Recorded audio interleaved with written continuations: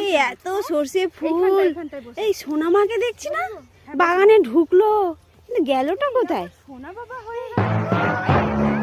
কোথায়? হ্যাঁ হ্যাঁ আওয়াজ আসছে, কোথায় আসছে দেখতে পাচ্ছি না তো, দেখতে পাচ্ছি না তো। সোনামা কোথায় গেল দেখি। এই বাগানের মধ্যে কে বসে আছে? ওটা একটা দেখি দেখি দেখি। এই কে আছো? উঠে দাঁড়াও, উঠে দাঁড়াও। আরে এখানে থাকবি?